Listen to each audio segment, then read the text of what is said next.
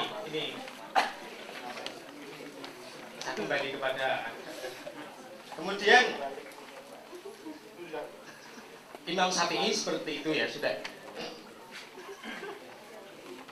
Ini dua lagu umpamanya seperti umpamanya ini di sini tuh orang-orang Maghrib termasuk Libya, kemudian ulama-ulama ya, ulama Libya, kemudian Tunis, kemudian ulama Maroko, Aljazair, itu semuanya adalah bekas jajahan Prancis. Nah ini kok saya lihat umpamanya ya, pemikiran-pemikiran itu adalah karena dia bahasa Prancisnya juga mapan juga, kok saya lihat tuh banyak pemikiran-pemikiran Islam yang dikembangkan di sini itu adalah lain dengan pemikiran-pemikiran Islam yang ada di timur. Ya, saya.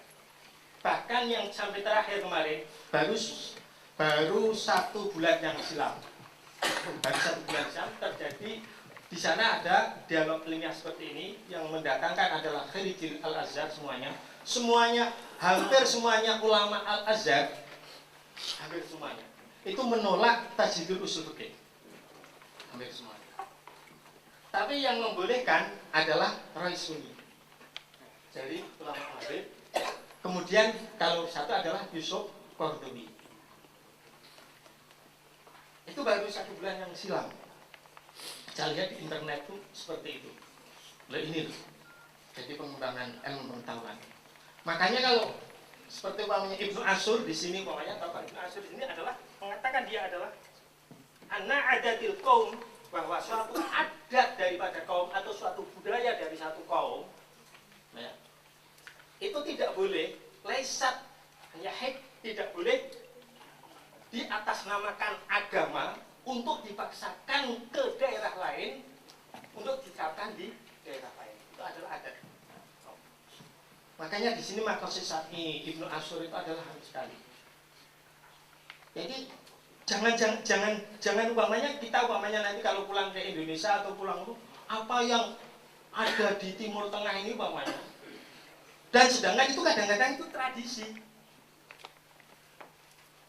Terus diterapkan di Indonesia. Lah ini menjadi riskan.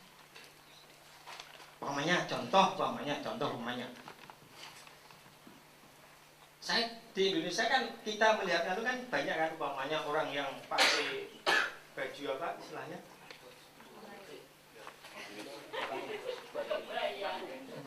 Yang tidak ke atas tapi tidak ke bawah. Ya, itu umpamanya seperti itu umpamanya. Itu kita itu apakah budaya atau pakaian Islam umpamanya seperti itu kan? Itu budaya atau pakaian Islam? Jadi belum tentu. Ini yang perlu apa istilahnya perlu lakukan. Pokoknya di sini budaya di sini kan budaya kita megang kepala itu kan biasa kan kucek situ. Kalau umpamanya di Indonesia saudara mengatakan juga dihantam.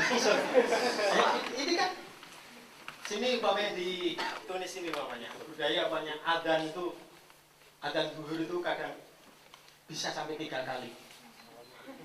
Kadang-kadang jam 1 adzan, nanti jam 2 adzan lagi, jam 3 adzan lagi. Kalau di Indonesia sudah praktekkan seperti itu, lempari batu itu. Enggak bisa. Jadi paman. Yang namanya gampangannya, yang namanya apa istilahnya cadar aja kan umpamanya cadar tutup nikob itu kan ulama Mesir kan mengatakan itu bukan aurat kan. Mayoritas ulama mengatakan itu adalah bukan aurat. Mayoritas ulama, jumhur ulama itu adalah tradisi tutup muka itu.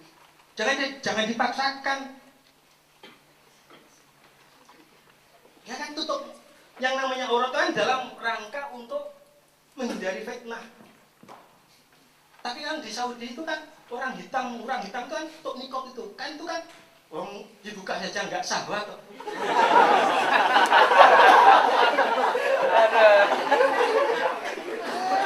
hitam.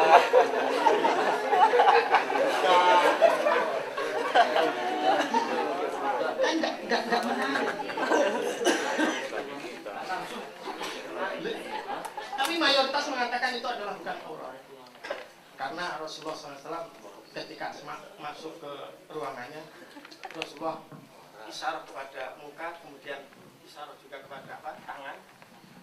Kalau saudara itu sudah balik gampang,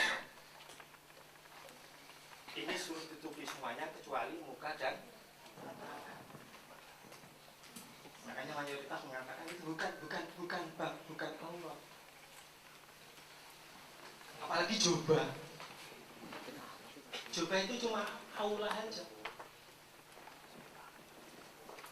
Kalau jenggot masih,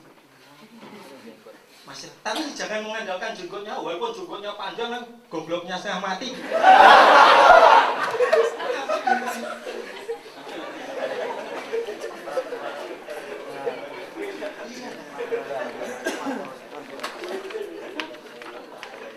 Ini. Sedangkan yang namanya lain kan umpamanya itu rata-rata mengamalnya itu sunnah umpamanya. Tapi jangan kita umpamanya terus bangga dengan modal seperti itu. Tapi kalau mencari ilmu atau ilmu pengetahuan adalah faridotun, itu adalah sangat wajib. Pakai jenggot, pakai ininya, coba membaca Quran aja nggak beres. Kan ini kan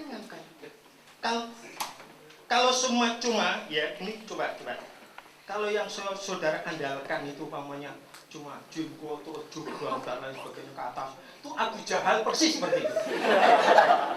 Persis.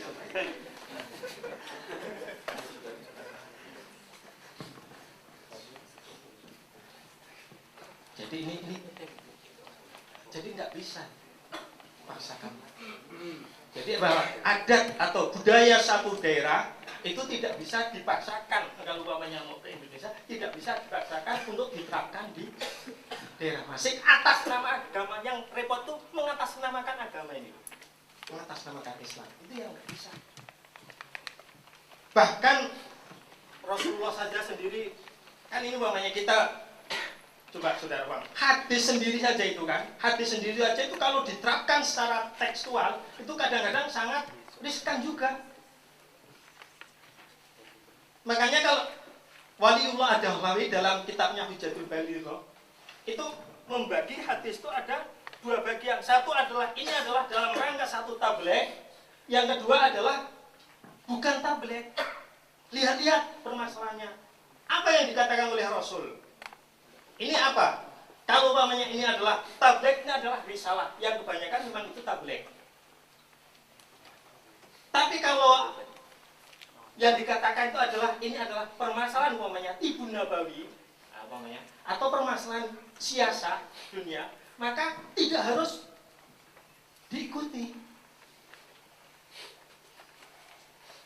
Tidak harus diikuti. Ini adalah Waliullah Ad-Dahlawi dalam Hujatul Baligh.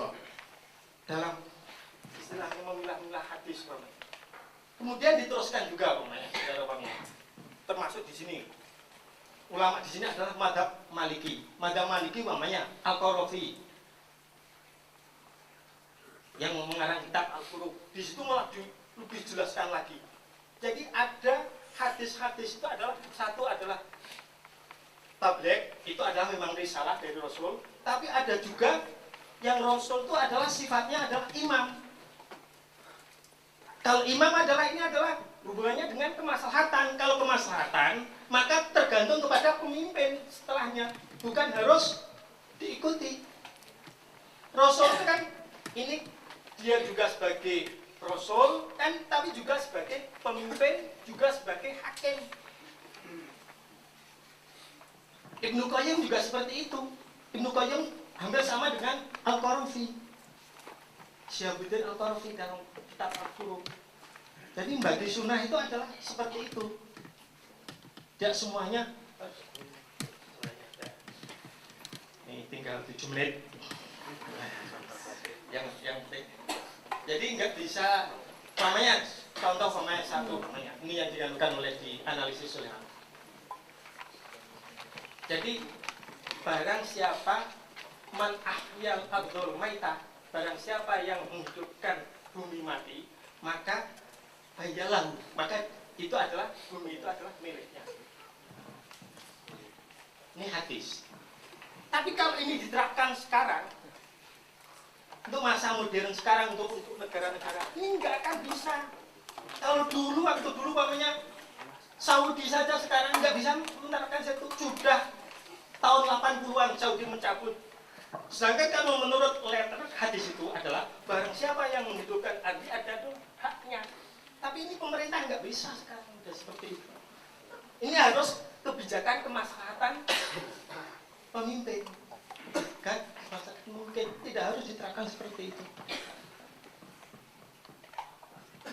Tertarik mamanya. Rasulullah mengatakan kalau saudara itu kencing atau wajib hajat, maka syariku atau ghoribu, maka menghadaplah ke timur atau ke barat. Kalau ini diterapkan secara hadis apa adanya, kalau kita di Tunis atau di Indonesia malah bertentangan kan? Masa di sini berarti kalau kita kencing menghadap ke timur, kalau menghadap ke timur kan malah menghadap Ka'bah. Ini hadis Rasulullah. Maka tidak itu Rasulullah mengatakan seperti itu. Rasulullah berada di Madinah. Madinah sebelah utara. Maka tidak bisa diterapkan secara tekstual. Tidak bisa itu. Sangat-sangat tersekat. Makanya harus mengambil maqasid syar'i. Apa tujuan?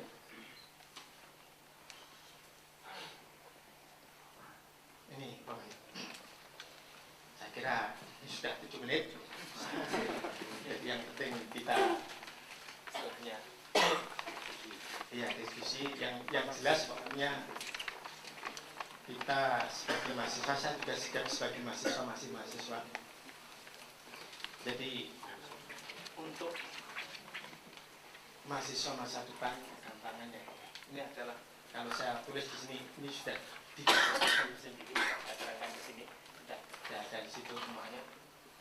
Jadi gerakan mahasiswa atau peranan mahasiswa dalam membangun bangsa itu adalah bangsa itu sangat gampangannya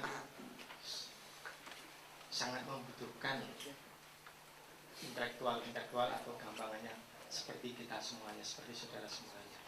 Ini yang menjadi harapan bangsa, menjadi